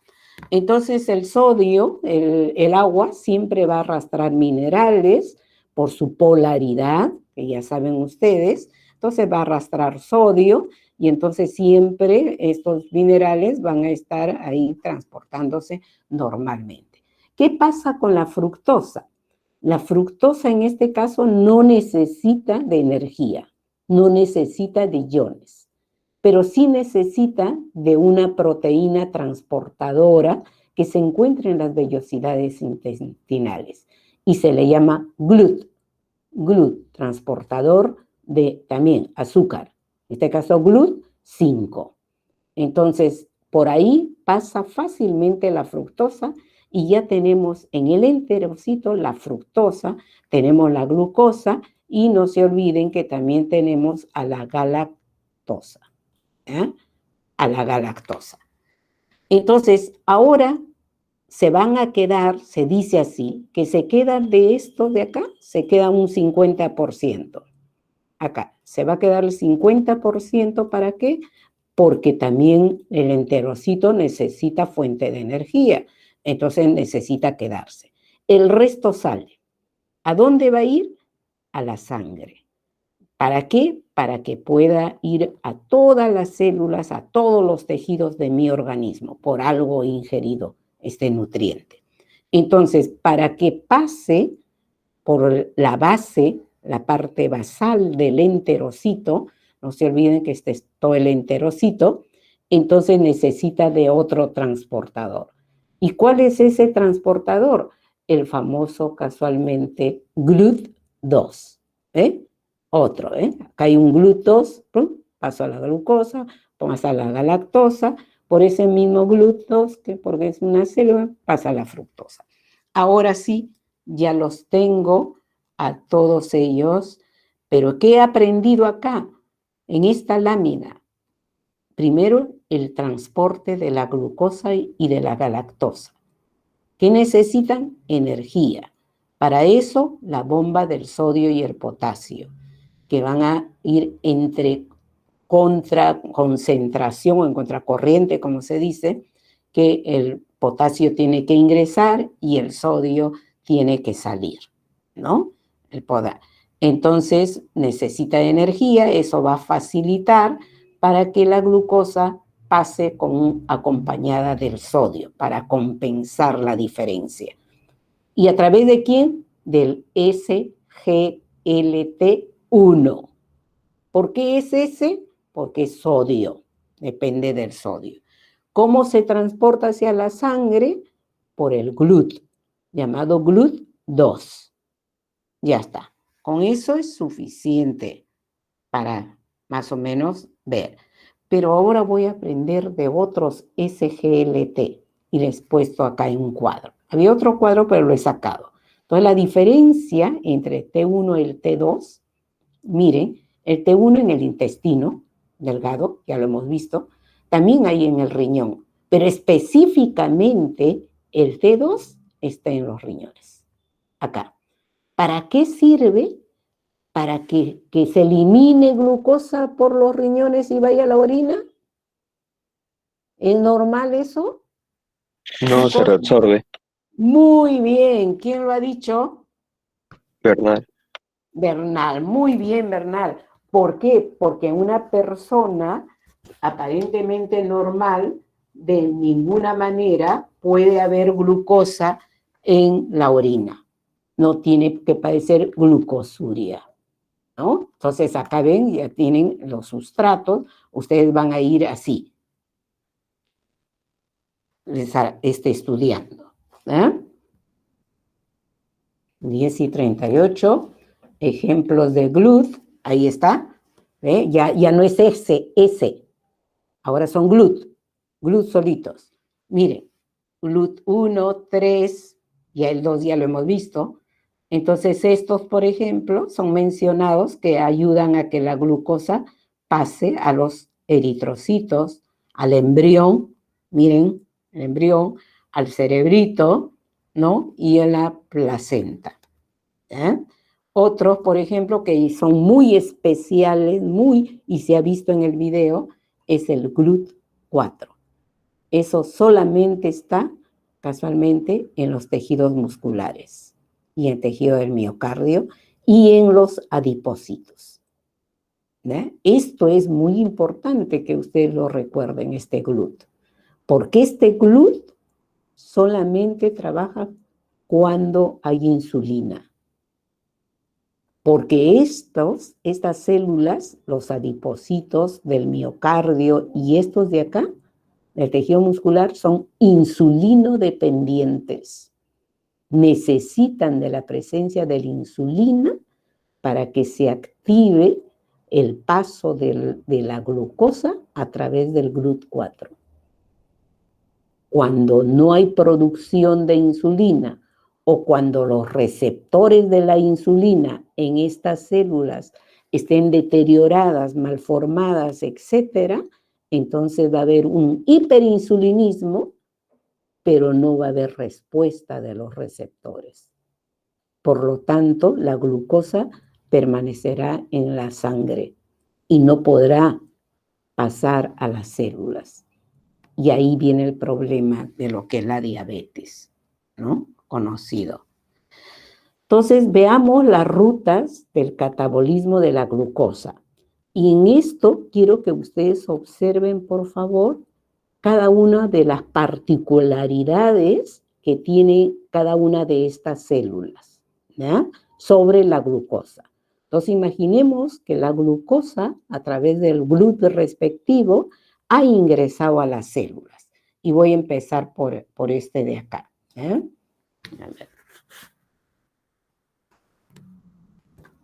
Este creo me falla cuando hago esto. Acá está. Ahí está. Por ejemplo, en los eritrocitos. ¿ah? Toda la sangre, en la sangre, cuando hemos comido después de 2 horas, antes de llegar a las 2 horas, la cantidad de glucosa en mi sangre ha subido. Lo máximo era, ¿cuántos te acuerdan era lo máximo que debemos de tener? 100 miligramos por decilitro. Muy bien, 100. ¿Sigue siendo Bernal el que me está contestando? Sí, doctor. Ah, ya, a ver, déjale a los otros chicos que están durmiendo seguro. Están ganando puntos, ¿ah? Ya para la unidad 2. Todos trabajando. Entonces, normalmente debo de tener 100, pero como he comido, he absorbido, le he digerido, se ha absorbido, ya ha pasado por el enterocito y todo lo demás, y llega a la sangre. En la sangre, en ese momento, la glucosa debe de estar en una concentración de 150 miligramos por decilitro, otros lo dicen 170, depende, ¿no? Depende, pero está más de 100 miligramos por decilitro.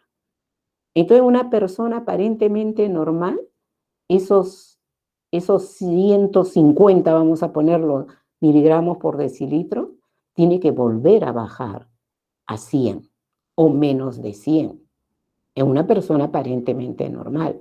¿Por qué? Porque esa glucosa, así glucémica, esa glucosa, solamente después de las 2 horas de haber ingerido, y como ha subido, después tiene que bajar. Después de 2 horas vuelve a bajar. Entonces, ¿dónde se va? La mayor cantidad se va al hígado, pero también hay una cantidad que se va a los eritrocitos, porque es su principal fuente de energía. Entonces ya va bajando la concentración. Se va al cerebro, se va al páncreas, se va a los tejidos adiposos, se va al músculo, a periféricos, se va al nivel del corazón. Miren, se va distribuyendo, entonces vuelve a bajar. Pero ¿qué pasa ahora en cada uno de ellos? ¿Qué pasa en los eritrocitos?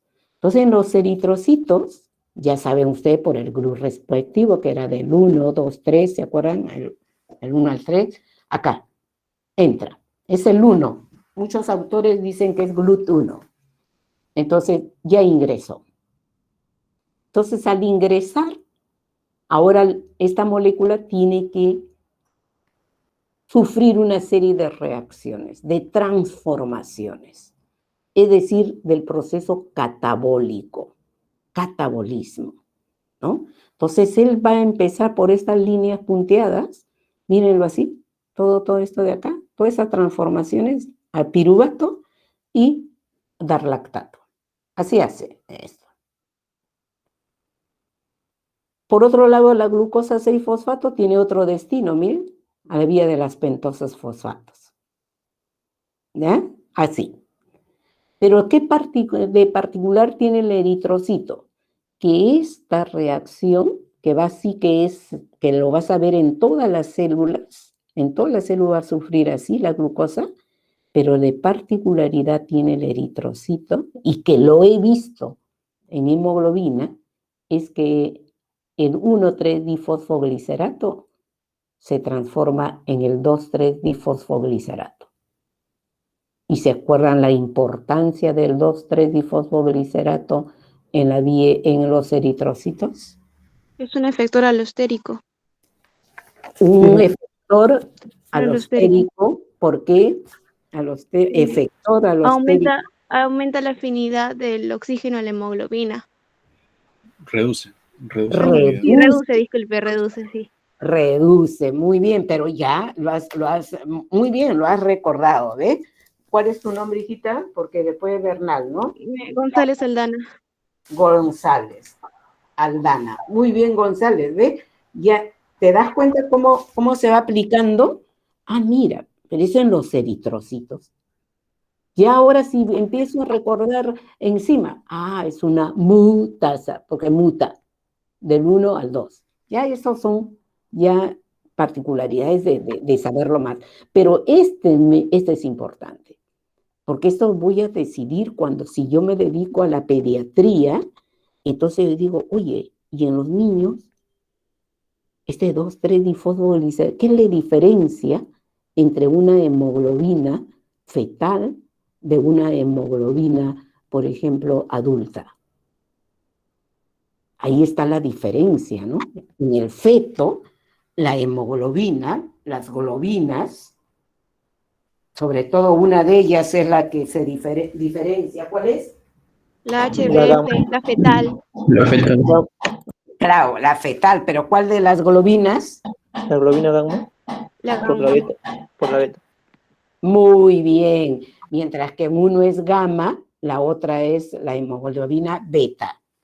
Entonces, el gamma no va a tener casualmente la composición, los aminoácidos suficientes para formar los puentes salinos con el 2,3-difosfoglicerato, ¿no?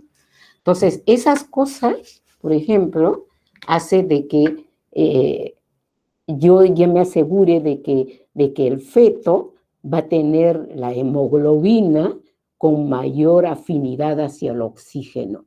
Por eso no lo reduce. Esto se reduce cuando es adulto, pero en el feto no, lo almacena, porque necesitamos oxígeno a nivel del desarrollo fetal, ¿no?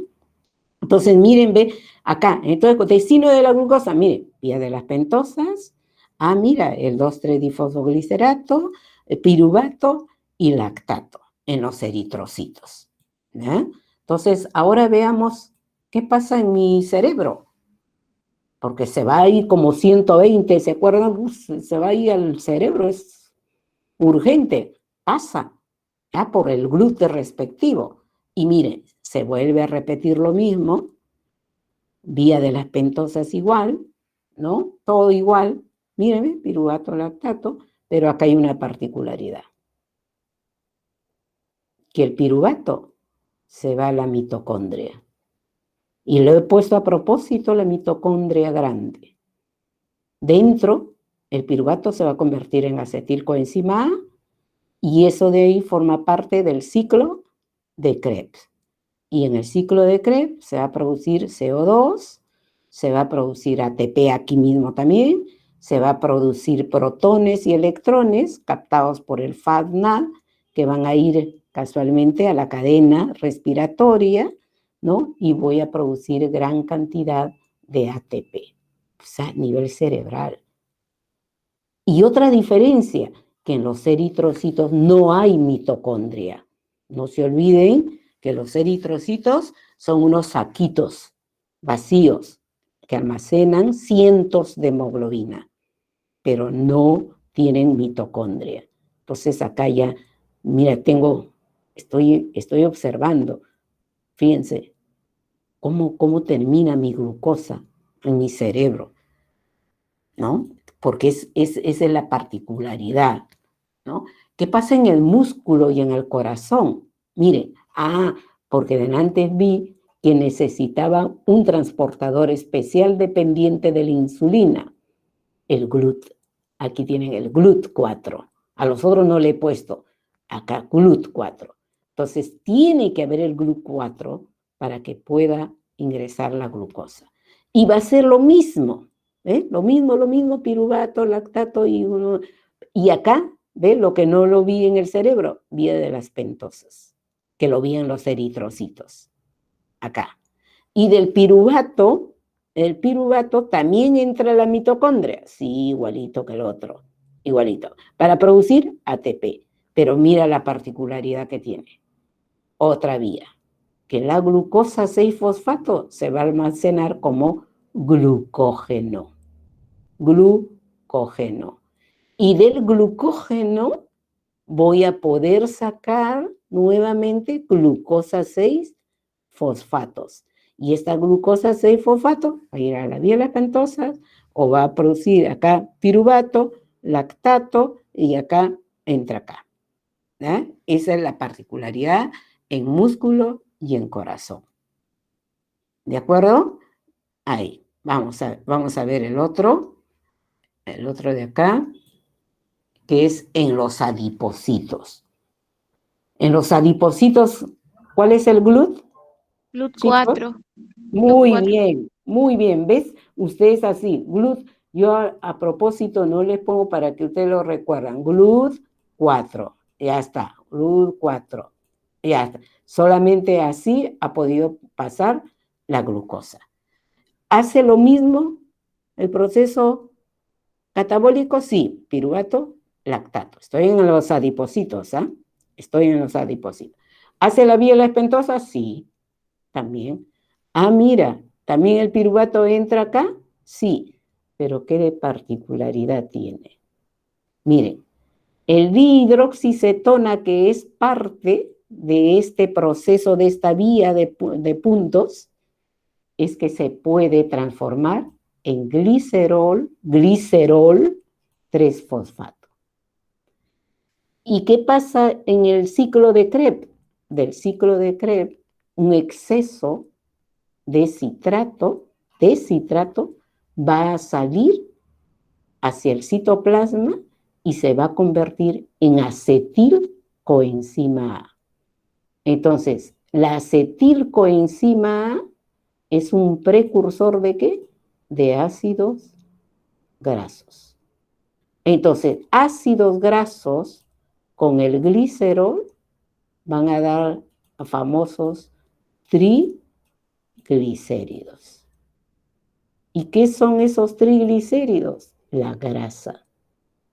Por eso es que si como mucho carbohidrato, puedo engordar si no lo gasto, porque lo voy a almacenar como grasa.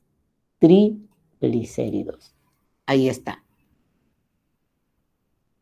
¿Todos hasta ahí, chicos?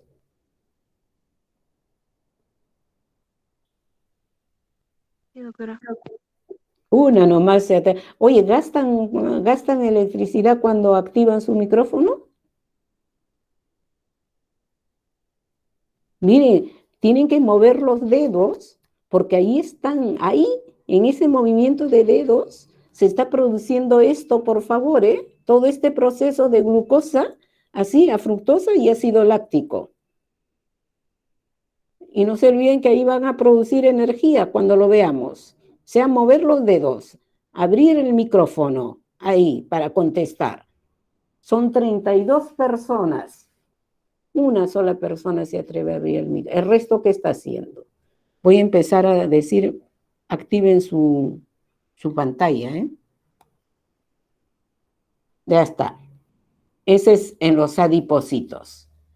Ahora veamos casualmente en este de acá, en este proceso, que siempre, ya está.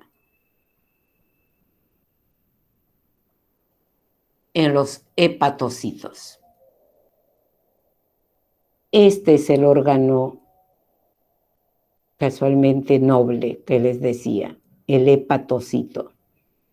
Miren ustedes, no necesita de GLUT, no necesita de insulina. De GLUT sí, de insulina no, pero miren, ingresa la glucosa. Y la glucosa en los hepatocitos tiene esta gran particularidad, de que sigue la otra vía común que hemos visto, sí, piruvato, lactato, sí. Que el piruvato entra a la mitocondria, sí. Que puede salir citrato en exceso y puede producirme ácido graso, sí, en los hepatocitos. Ya está. Que la glucosa va a la vía de las pentosas, sí, normal. Que la glucosa se almacena como glucógeno, sí, normal, como hemos visto en el tejido muscular y del corazón, ahí, sobre todo el muscular, ¿ve? Miren, pero ¿qué particularidad tiene? Que de la glucosa 6-fosfato puedo dar los glucurónidos acá. ¿Y por qué es importante estos glucurónidos? Porque él va a poder transportar a la bilirrubina que me ha producido el catabolismo de la hemoglobina. Esto, glucurónidos. Una de sus funciones. ¿Qué otra particularidad tiene el hepatocito? Que ahí ha dicho ahí en el video, que cuando casualmente estás en estado de ayuno, ¿Quién te mantiene el nivel de glucosa sanguínea? Es el hígado, en primer lugar. Y en segundo lugar, los riñones. ¿Por qué? Porque él puede transformar de la glucosa 6-fosfato, volver a ser glucosa, ¿ves? Libre, y sale a la sangre. Esto es de la cosa particular que tiene el hepatocito. Mantener la homeostasis de la glucosa sanguínea. Vuelta, vean ustedes el video, por favor. ¿Ya? Y por último, vamos a ver cuando entra al páncreas. Y en el páncreas, aquí tienen, ¿ven? La glucosa entra a través del GLUT2, acá está la glucosa, y la glucosa tiene que activarse igualita que en el otro, igualito todo. Piruvato, entra a la mitocondria, sí, de acá ha producido energía, y esa cantidad de energía va a permitir que el potasio, miren el potasio que era intracelular, pueda salir, ¿ves? Se active, sale, ¿de acuerdo? Pero eso, a la vez, si está saliendo positivo, otro positivo debe de ingresar, y el que entra es el canal del calcio. A través del canal, el calcio. Miren, entra calcio. Y el calcio es necesario para que se sintetice la insulina. En las células beta se sintetice. ¿Y cómo se va a sintetizar? ¿Por qué tiene estos amarillos y por qué tiene toda esta estructura? Porque ellos se sintetizan como propreinsulina. Propreinsulina. Y solamente salga como proinsulina.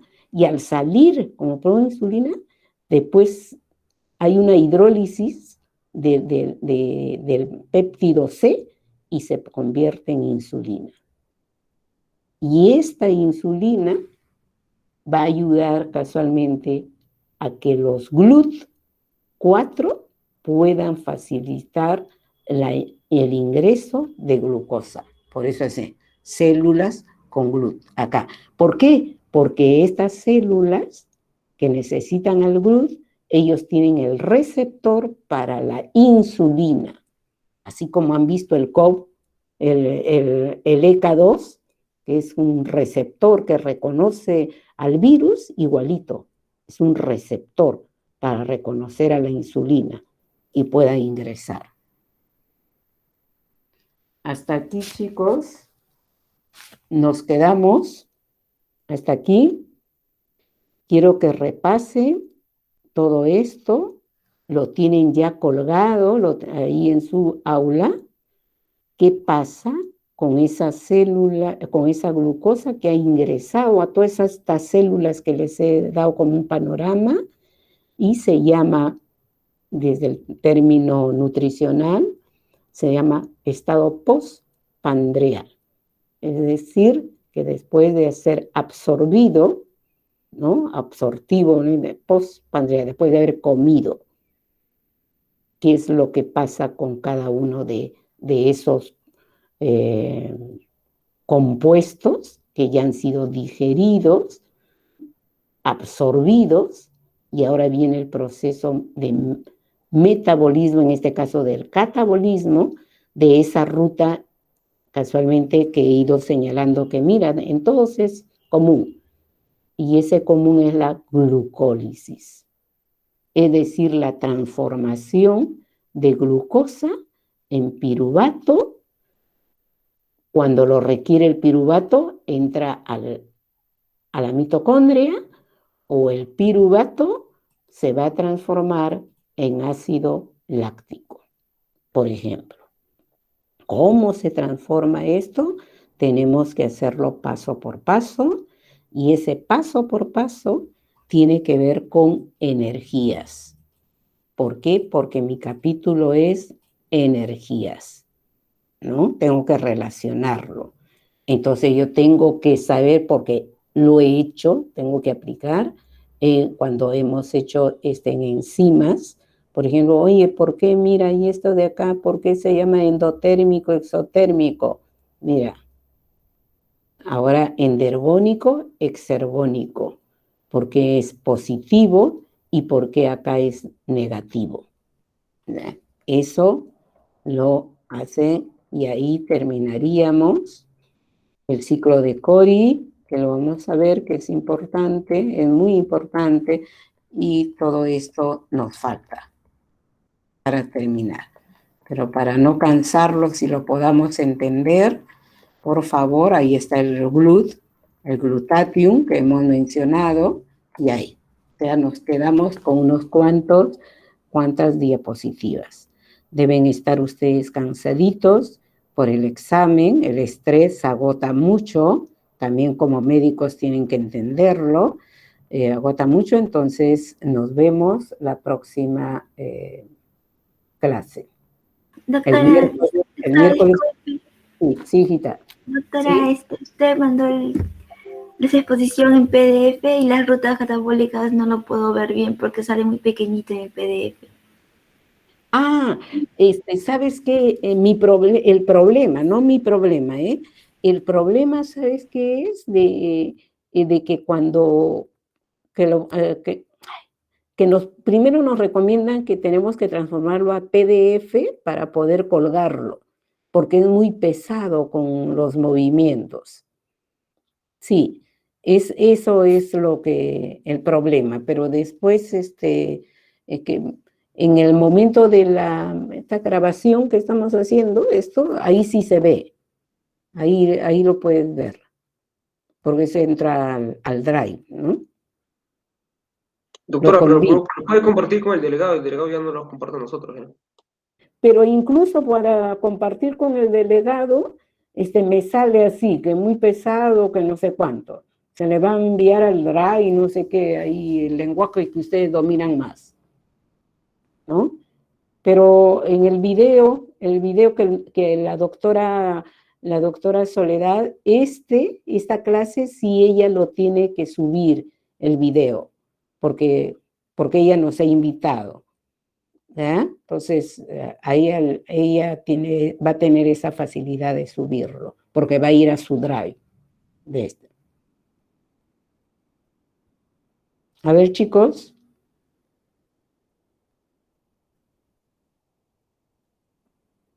¿Nada? Ah, bueno. No me dicen nada. Ya los Doctora, estoy... Sí, hijito. continuaríamos la otra semana, ¿verdad? ¿O eso tenemos que leerlo Sí. nosotros?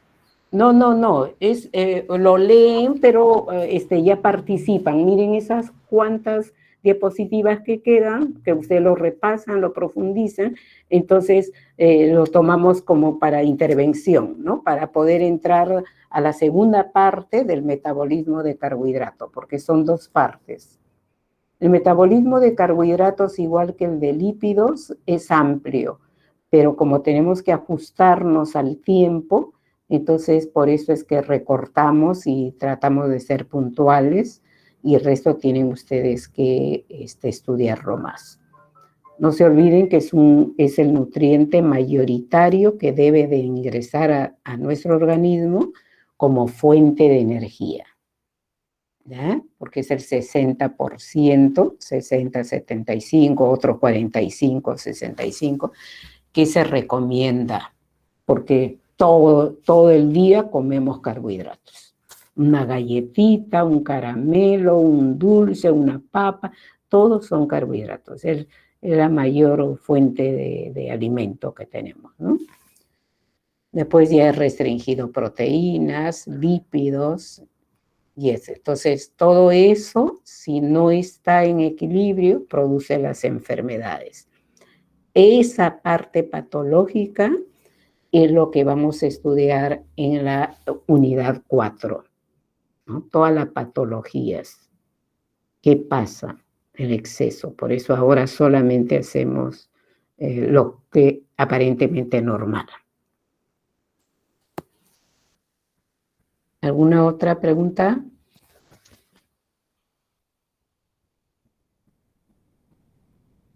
¿No? Bueno, ya que están muy tímidos, Chao chicos, les deseo lo mejor en salud, en unión de todos sus familiares. Ya les he dicho, no salgan a la calle si no hay necesidad. Cuídense, por favor. Ya van a recibir su vacuna. Tienen que tener las 2 dosis y pronto van a ir a la universidad, ¿no? Porque me han dicho de que ya se está pensando en hacerlo semipresencial, pero para eso tienen que tener la vacuna. Entonces, cuídense, cariño.